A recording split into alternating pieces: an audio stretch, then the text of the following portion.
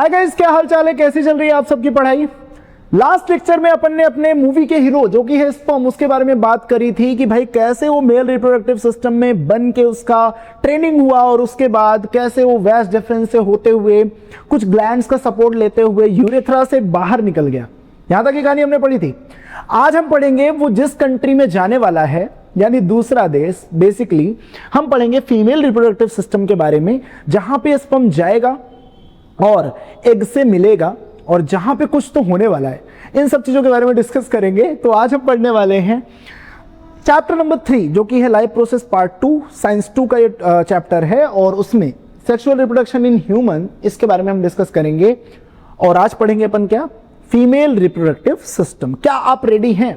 मेरे reproductive system अच्छे से समझ गया, अभी हम बात करेंगे फीमेल रिप्रोडक्टिव सिस्टम की। ठीक है, खैर स्टार्ट करने से पहले आपको तो पता ही चल गया होगा कि मेरा नाम है देवेश पांडे और आज अपन पढ़ने वाले हैं बेटा, क्या पढ़ेंगे, FRS, फीमेल रिप्रोडक्टिव सिस्टम। बात बराबर है? बात बराबर है? हाँ सर बराबर तो है। जरा ध्यान से देखेंगे कि फीमेल रिप्रोडक्टिव सिस्टम की जब हम बात कर रहे हैं, इसका मतलब वो किस चीज के लिए रिस्पॉन्सिबल है, वहां पे क्या क्या काम होने वाला है, पहले उसको समझ लेते हैं। तो भाई सबसे पहली बात तो ये क्या प्रोड्यूस करेगा, ओवा, एग्स। ओवा बोल दो, एक्स बोल दो, oocytes बोल दो। बात बराबर है क्या? एक्स को हम और क्या बोल सकते हैं, oocytes। आपके बुक में oocytes लिखा होगा, oocytes भी बोलते हैं इसको। ठीक है, तो भाई फीमेल रिप्रोडक्टिव सिस्टम का काम है फीमेल गैमेट बनाना, जिसको हम बोलते हैं एग्स। ओवा बोल दो, oocytes बोल दो। ठीक है, और क्या करेगा, फीमेल रिप्रोडक्टिव सिस्टम ही हीरो को वेलकम करेगा जो कि है अपना कौन, स्पर्म। ठीक है, यहां पे ही क्या होगा, फर्टिलाइजेशन होगा, यहीं पे क्या होगा, जाइगोट फॉर्मेशन होगा, यहीं पे डेवलपमेंट ऑफ बेबी होगा, फीटस का डेवलपमेंट होगा और यहीं से चाइल्ड बर्थ होगा। यहां तक की कहानी क्लियर? यहां तक की कहानी क्लियर, बहुत ही इंपॉर्टेंट है ना। इसके बिना तो हम सब होते ही नहीं। ठीक है, तो प्रोड्यूसिंग ओवा एग्स, रिसीविंग स्पर्म, फर्टिलाइजेशन का प्रोसेस भी यहीं पे होगा, डेवलपमेंट ऑफ बेबी भी यहीं पे होगा और चाइल्ड बर्थ भी यहीं पे होगा। कुछ ऐसा स्ट्रक्चर, एनाटॉमी स्ट्रक्चर अगर मैं बात करूं तो ऐसा कुछ दिखाई देगा आपको, है ना। आगे हम डिटेल में डिस्कस कर रहे हैं, टेंशन काय को लेते हो। ठीक है, लास्ट जब हमने मेल रिप्रोडक्टिव सिस्टम की बात करी थी तो उसमें 2 टाइप के ऑर्गन्स थे, इंटरनल और एक्सटर्नल। यहां पे जब हम फीमेल रिप्रोडक्टिव सिस्टम की बात कर रहे हैं तो mainly like most of the organs क्या है, इंटरनल ही है। एक्सटर्नली यहां पे ज्यादा कुछ अवेलेबल नहीं है। फीमेल रिप्रोडक्टिव सिस्टम कुछ ऐसा आपको दिखाई देगा, आप टेक्स्ट बुक में देखेंगे, एनाटॉमी करेंगे तो कुछ ऐसा आपको स्ट्रक्चर दिखाई देगा।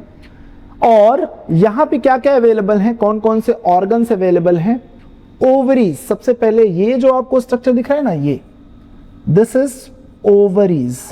इनको अपन क्या बोलेंगे, ओवरीज। ओवा का घर, एग का घर। This is also what, ovary. This is also what, क्या लिख रहा हूं मैं, ओवरी, है ना। ओवरी, ओवरीज नहीं है, ओवरी है, दोनों मिलकर के ओवरीज। मेल रिप्रोडक्टिव सिस्टम में अ पेयर ऑफ टेस्टिस थे, यहां पे क्या है, अ पेयर ऑफ ओवरी। ठीक है, इसके बाद क्या है बेटा, फलोपियन ट्यूब। ये जो पूरा स्ट्रक्चर दिख रहा है ना आपको, ये पूरा स्ट्रक्चर दोनों साइड में, ये पूरा स्ट्रक्चर क्या है, फैलोपियन ट्यूब है, फैलोपियन ट्यूब। ये पूरा स्ट्रक्चर क्या है, फैलोपियन ट्यूब है। ठीक है, इसके बाद क्या है, यूटेरस। ये पूरा जो स्ट्रक्चर दिख रहा है ना आपको, ये पूरा structure, this is what, uterus. और यहीं पे क्या होगा, बेबी का डेवलपमेंट होगा। बात बराबर है। And next is vagina. ये जो पूरा स्ट्रक्चर दिख रहा है, this whole structure, this is vagina, this is vagina. एक मैं यहां पे और ऐड कर देता हूं, यूट्रस के बाद आप ऐड कर लो सर्विक्स। ठीक है, क्या है सर्विक्स, ये पर्टिकुलर जो आपको स्ट्रक्चर दिख रहा है, यहां पे ओपनिंग जो आपको दिख रही है, दिस इज व्हाट, सर्विक्स। ठीक है, कहानी क्लियर है। तो अपन बात करेंगे इसकी ओवरीज की, सबके डिटेल में फंक्शन देखेंगे, फलोपियन ट्यूब्स की बात करेंगे, है ना, और यूट्रस की बात करेंगे, वजाइना की बात करेंगे। स्टार्ट करें, चलिए ध्यान से देखेंगे। सबसे पहले सर्वप्रथम अपन बात करने वाले हैं किसकी, ओवरीज की। ओवरीज बड़ा ही इंपॉर्टेंट काम करती हैं। क्या काम करते हैं? Two small oval shaped glands that produce, store and release eggs. Ovulation process के थ्रू एग्स रिलीज होते हैं and secrete female sex hormones. Female sex hormones कौन कौन से होते हैं बेटा? नाम याद रखना है आपको। पहला तो है एस्ट्रोजन, पहला है एस्ट्रोजन जो सारी फीमेल कैरेक्टरिस्टिक्स के लिए रिस्पॉन्सिबल होता है, और दूसरा है प्रोजेस्टेरॉन, प्रोजेस्टेरॉन, ठीक है। ये दोनों ही हार्मोन कहाँ से रिलीज होते हैं? ओवरी से रिलीज होते हैं, एस्ट्रोजन एंड प्रोजेस्टेरॉन। तो मैंने क्या बताया कि ये दो स्मॉल शेप दोनों साइड में एब्डोमेन कैविटी में, एब्डोमेन कैविटी का मतलब पेट के, स्टमक के नीचे ऑफ कोर्स, वहां पे दोनों साइड में ओवरीज प्रेजेंट होती हैं, और दोनों ही ओवरीज सेम काम करती हैं। कौन सा काम? दो स्मॉल ओवल शेप्ड में ग्लैंड्स प्रेजेंट हैं that produce, store and release eggs, ovulation, secrete female sex hormones. कौन कौन से? एस्ट्रोजन और प्रोजेस्टेरॉन। आपको मैं कुछ जानकारी देने वाला हूं जो कि बहुत ही ज्यादा इंटरेस्टिंग है। जैसा कि मैंने बताया था आपको, मेल्स में स्पर्म प्रोडक्शन कब स्टार्ट होता है? स्पर्म प्रोडक्शन कब स्टार्ट होता है? After puberty. बात बराबर? मेल्स में स्पर्म प्रोडक्शन स्टार्ट होता है आफ्टर प्यूबर्टी, 12-13 के एज से। बट फीमेल में ऐसा नहीं होता। फीमेल के पास जब बेबी गर्ल मदर वोम के अंदर थी, मम्मी के पेट के अंदर थी, तभी उसके पास नंबर ऑफ एग्स 2 से 3 मिलियन एग्स तभी उसके पास पहुंच गए थे, मतलब तभी उसके पास अवेलेबल थे। बात बराबर है क्या? जब उसका बर्थ हुआ तो उसके पास पहले से ही x number of eggs available है, मतलब यहां पे कुछ बनेगा नहीं, यहां पे जो अमाउंट है वो लिमिटेड है, ऐसा नहीं कि अनलिमिटेड है। तो फीमेल्स में क्या होता है? Number of eggs are same as in uterus, sorry, number of eggs are fix लिखता हूं मैं, fixed when a girl is born. जब एक बेबी गर्ल का बर्थ होता है तो उसके पास पहले से ही 2-3 मिलियन अप्रॉक्स वैल्यू बता रहा हूं मैं, नंबर ऑफ एग्स उसके ओवरीज में प्रेजेंट होते हैं, उसके ओवरीज में 2-3 मिलियन एग्स प्रेजेंट होते हैं पहले से ही, यहाँ पे कोई प्रोडक्शन नहीं होता है। बट इनका मैच्योरेशन ये कब स्टार्ट होता है? जब मेंस्ट्रुअल साइकिल स्टार्ट होता है। बात बराबर है क्या? पहले से प्रेजेंट होते हैं। प्यूबर्टी में क्या होता है? ये एग्स मैच्योर होकर के रिलीज होने लगते हैं, ठीक। when girls come at the age of 12, 13, 14 basically depending upon hormone कितना कब किसका प्यूबर्टी हिट होता है, अर्ली प्यूबर्टी और थोड़ा सा लेट प्यूबर्टी, तब जैसे ही प्यूबर्टी हिट होता है तो ये एग्स मैच्योर होकर के रिलीज होने लगते हैं। ओवरीज क्या करते हैं? अल्टरनेटली एग्स को रिलीज करते हैं। ये भी बड़ा ही इंपॉर्टेंट कंसेप्ट है जो आपको पता होना चाहिए। ओवरीज रिलीज एग्स अल्टरनेटली का मतलब मैं अगर आपको बताऊं तो जैसे यहाँ पे 2 ओवरीज हैं, तो जैसे जनवरी मंथ में हर महीने ये एक एग रिलीज करेंगे। तो जैसे ये अगर मैं बोलूं, इसका नाम मैं दे देता हूँ अल्फा। सर साइंस कहाँ, फिजिक्स कहाँ घुसा रहे हो? चलो ठीक है, नॉर्मल सी बात कर लेते हैं।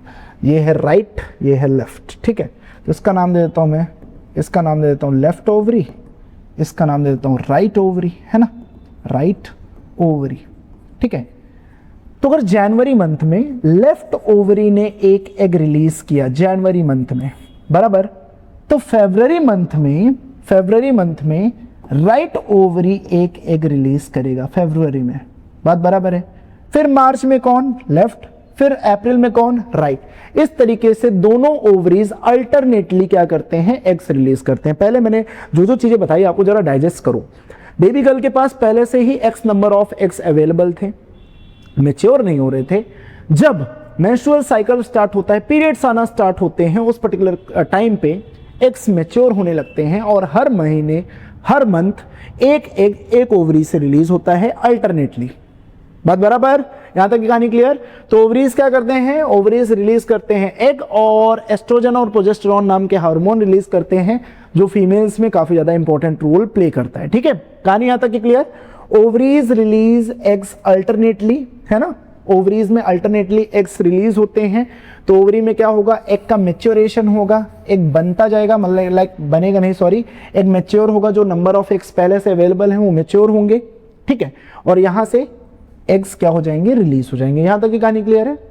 अल्टरनेटली रिलीज होगा, लेफ्ट राइट आप समझ जाना। ठीक है, आगे बढ़े, चलिए।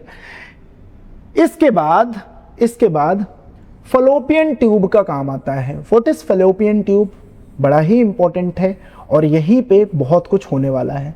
फलोपियन ट्यूब जो है इसको बोलेंगे ओविडक्ट। फलोपियन ट्यूब का दूसरा नाम क्या होता है, ओविडक्ट। ठीक है, अब जरा ध्यान से देखो, ये था ओवरी, ये था ओवरी। ओवरी ने एक एग रिलीज किया, ओवरी ने जब एक एग रिलीज किया तो एक ही सेकंड रुकना, एक ही सेकंड रुकना।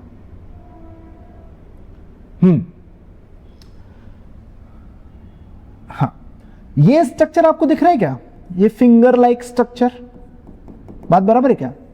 ये फिंगर लाइक स्ट्रक्चर को अपन बोलते हैं फिम्ब्रिय। इसको क्या बोलते हैं, fimbriae.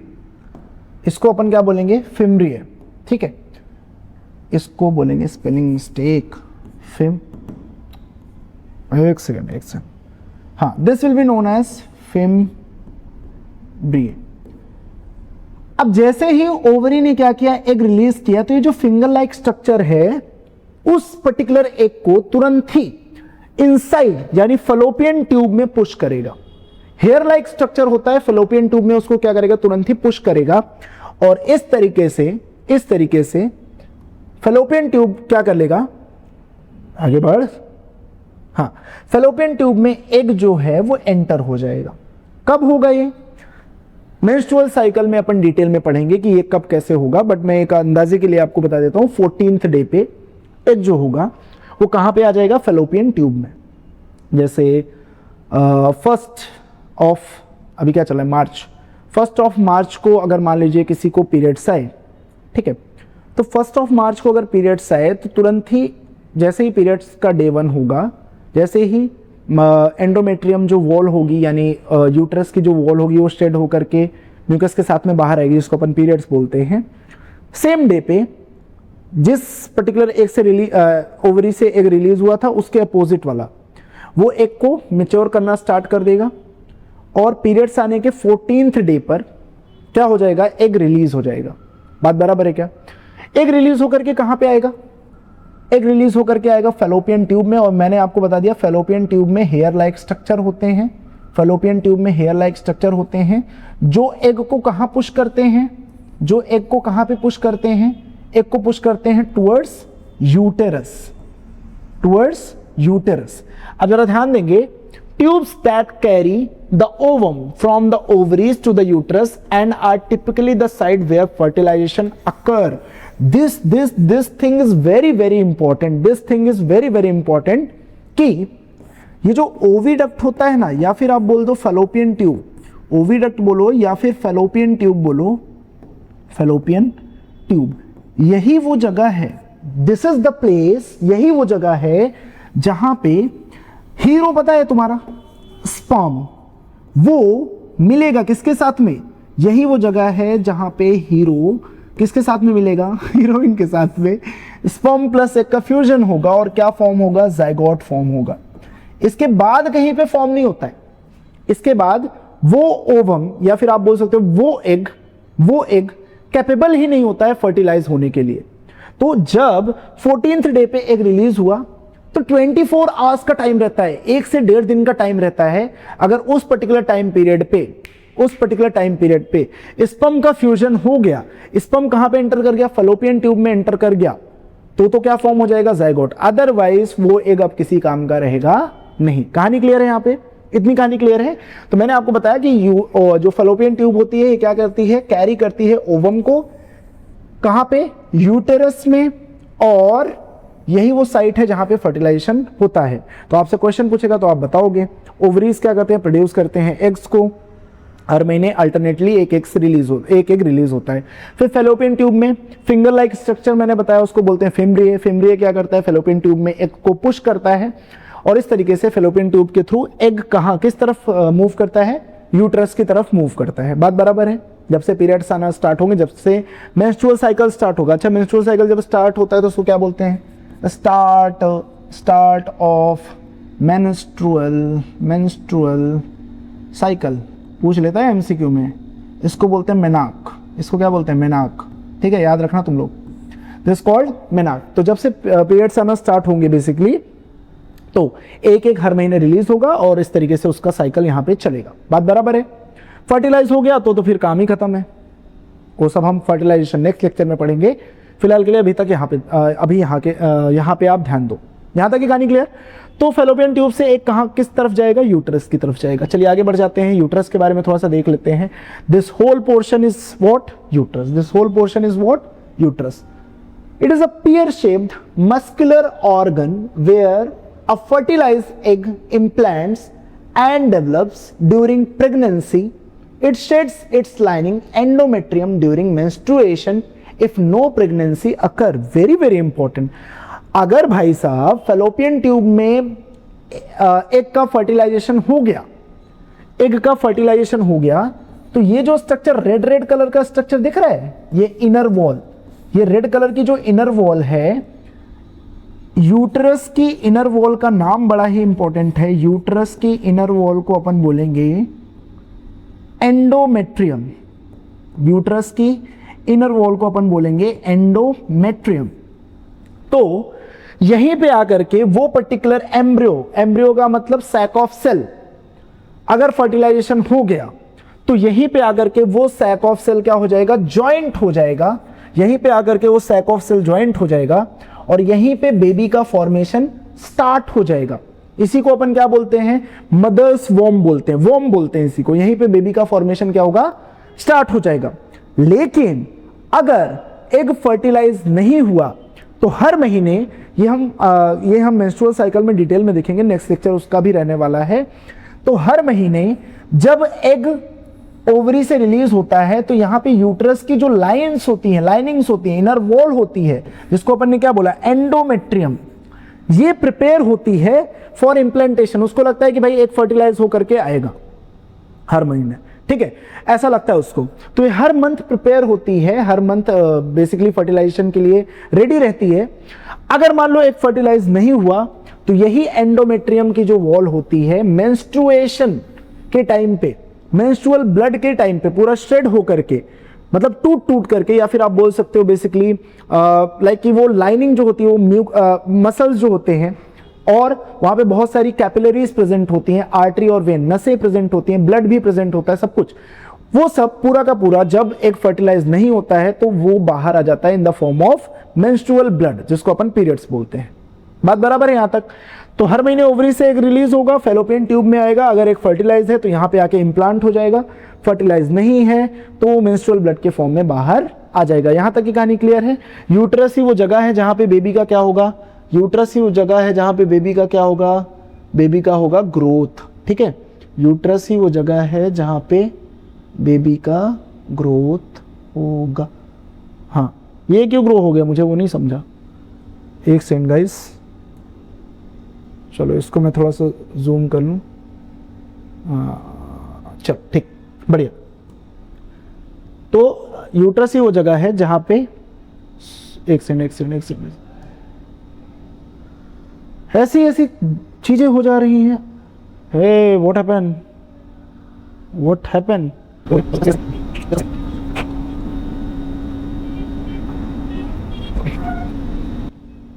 Okay, so finally it's back. हाँ, मैं आपको बता रहा था कि यूट्रस ही वो जगह है जहां पे एम्ब्रियो का डेवलपमेंट होगा। आई होप ये आपको क्लियर होगा, ये आपको अच्छे से क्लियर होगा। 14 डे पे एग रिलीज हुआ, फर्टिलाइजेशन होगा तो आकर के एम्ब्रियो में प्लांट हो जाएगा, मतलब एम्ब्रियो के फॉर्म में प्लांट हो जाएगा। नहीं प्लांट हुआ तो यहां से यूट्रस की जो इनर वॉल होगी, जिसको अपन बोलेंगे एंडोमेट्रियम, ये मेंस्ट्रुअल ब्लड के फॉर्म में आपकी क्या हो जाएगी, रिलीज हो जाएगी, ठीक है। चलिए अगली बात करेंगे अपन सर्विक्स की। सर्विक्स क्या होता है बेटा, ध्यान से देखेंगे। What is cervix? This whole portion, this this, okay, ये होता है cervix, okay. The lower narrow part of the uterus that opens into the vagina acting as passage gateway, passage way या फिर पैसेज गेटवे बोल सकते हो आप, for sperm and menstrual blood. यही जो है ये पैसेज गेटवे का काम करता है। स्पर्म को, जो काम के नहीं है उनको रोकने का काम करता है, जो काम के हैं उनको जाने देने का काम करता है। दिस इज व्हाट सर्विक्स, इसी को अपन बोलते हैं सर्विकल वॉल या फिर सर्विक्स बोलते हैं। यही है जो मेंस्ट्रुअल ब्लड को भी रिलीज करने का काम करता है, मतलब मेंस्ट्रुअल ब्लड यहीं से बाहर आता है और इस तरीके से ये है व्हाट सर्विक्स। आया बात समझ में? यूट्रस की जब लाइनिंग स्ट्रेट होगी, मेंस्ट्रुअल ब्लड के फॉर्म में बाहर आएगी, तो सर्विक्स के थ्रू ही वो बाहर होती है, रिलीज होती है। बात बराबर है क्या? ओके, यहां तक की कहानी क्लियर है? ठीक है, चलिए आगे बढ़े। Okay, perfect. Next we will talk about the lower portion that is vagina. This portion, ये अपना पोर्शन जो है इसको अपन बोलते हैं वजाइना। अब वजाइना क्या है? What is vagina? A muscular canal leading from the cervix to the outside of the body. ये कहां तक दिखेगा? आउटसाइड ऑफ द बॉडी तक दिखेगा। Receiving the penis during sexual intercourse. Penis का इंसर्शन इसी पर्टिकुलर कैनल में होता है during intercourse and serving as the birth canal. और यहीं से न्यूबॉर्न बेबी बाहर आता है यूट्रस के थ्रू। यहीं से न्यूबॉर्न बेबी क्या होता है? बाहर आता है। बात बराबर है क्या? ये सब हम फर्टिलाइजेशन में देखेंगे, टेंशन मत लीजिए, बेबी फॉर्मेशन में हम पढ़ेंगे। बट फिलहाल के लिए वजाइना क्या है? एक मस्कुलर कैनल है। अच्छा, इसका लेंथ कई बार बोल देता है। लेंथ जो होता है ना, length on an average like 4 to 6 inches होता है। 4 to 6 इंच, ठीक है, ये होता है 4 to 6 इंच। ओके, वजाइना से मैं बात बता रहा हूं।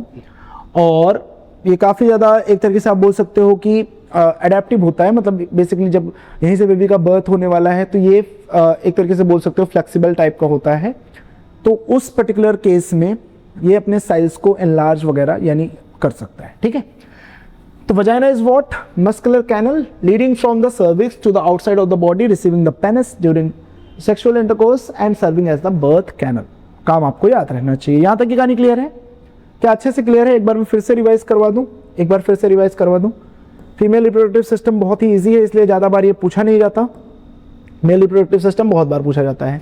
मैंने आपको बताया सबसे पहले ओवरीज, पेयर ऑफ ओवरीज अपने पास प्रेजेंट होती हैं, अपने पास नहीं, फीमेल्स के पास।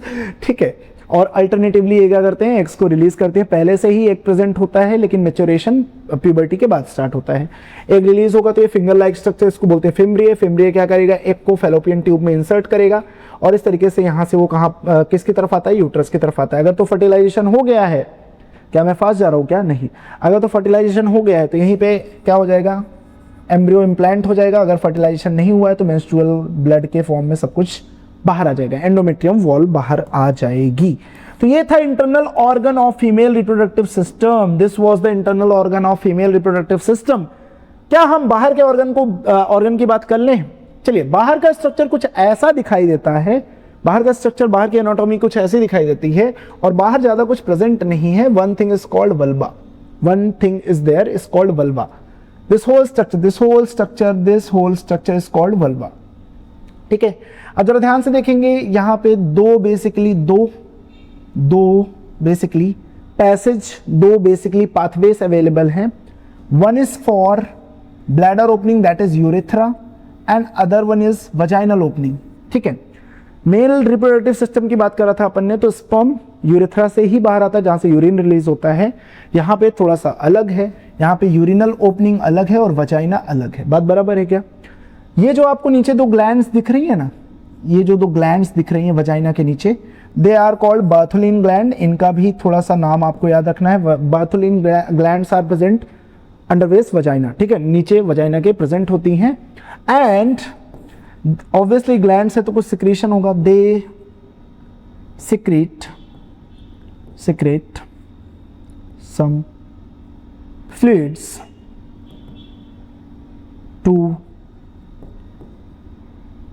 टू ल्यूब, या फिर आप बोल सकते हो ल्यूब्रिकेशन के लिए कुछ फ्लूइड्स क्या करते हैं, रिलीज करते हैं, ठीक है, फॉर ल्यूब्रिकेशन, इनका कुछ सिक्रीशन होता है जिससे वजाइना का जो पाथवे होता है वो क्या होता है, ल्यूब्रिकेट होता है। आई होप यहाँ तक ये कहानी क्लियर है। ये आपको ज़्यादा पूछा नहीं जाएगा। बाहर के स्ट्रक्चर को अपन क्या नाम बोलते हैं, वल्वा बोलते हैं। इंटरनल स्ट्रक्चर मैंने आपको एक्सप्लेन कर दिया। बल्बो यूरेथ्रल बार्थोलिन ग्लैंड्स यहाँ पे आपके अवेलेबल होते हैं फीमेल रिप्रोडक्टिव सिस्टम में। वहाँ पे क्या था, बल्बो यूरेथ्रल, थोड़ा सा नाम मैचिंग है तो आप एक बार देख लेना किसमें, मेल रिप्रोडक्टिव सिस्टम में, ठीक है। सो आई होप ये आपको समझ में आया होगा, है ना। ओवरीज का काम क्या है वो आपको समझ में आया होगा। और जो बेसिकली प्यूबर्टी जैसे 13 पे हिट हुआ और बेसिकली मेनोपॉज कब आता है, 45 ऑन एन एवरेज। 45 ईयर्स की जब वुमेन होती हैं तो उनको मेनोपॉज आ जाता है। 13 से एक का मैच्योरेशन स्टार्ट होता है 13 से, मैं ऑन एन एवरेज बता रहा हूँ, सबके हार्मोन अलग अलग होते हैं, सबके अलग अलग साइकिल्स होते हैं, ठीक है। तो बेसिकली मैंने क्या बताया कि 13 से अगर 45 ऑन एन एवरेज में बताऊँ तो कितने हर महीने एक रिलीज होगा, तो लगभग आप देख सकते हो कि 360 से लेकर के 400 इतने एग्स क्या होंगे, रिलीज होंगे during this particular time period. आया बात समझ में। अब एक बहुत ही इंपॉर्टेंट क्वेश्चन है कि जब प्यूबर्टी हिट हो जाती है कितने पे, 13 पे, तो क्या बेबी फॉर्मेशन भी 13 पे हो सकता है क्या? तो ऐसा नहीं है, it is not like that. That is why government of India has enacted कि भाई minimum age for marriage for girls is 18 and for boys is 21। इससे क्या होगा, बेसिकली मेंटल मैच्योरिटी तो अलग बात है, बट द थिंग इज कि हेल्थ कंसर्न्स के लिए भी ये काफ़ी ज़्यादा इंपॉर्टेंट है। इस टाइम पे जब 13 से बेसिकली 13 टू 18 की हम बात कर रहे हैं, इस टाइम पे वो एग जो रिलीज हो रहा है वो एक तरीके से उतना ज़्यादा कैपेबल नहीं है फॉर बेबी फॉर्मेशन। तो अगर बेबी फॉर्म भी हुआ तो बहुत ज़्यादा चांसेस हैं कि उसको क्या होगा, कुछ बीमारियां होंगी, that will not be a healthy baby, right. And if we talk about कि क्या लेटर एज में बेबी फॉर्मेशन पॉसिबल है, जैसे 43, 44 या 42, इस एज में बेबी फॉर्मेशन पॉसिबल है, तो यहाँ पे भी एग, यार वो तुम सोच सकते हो कि वो एग जो है बर्थ से उस पर्टिकुलर गर्ल के पास था, मतलब वो एक बहुत ज़्यादा पुराना हो चुका है, बात बराबर है।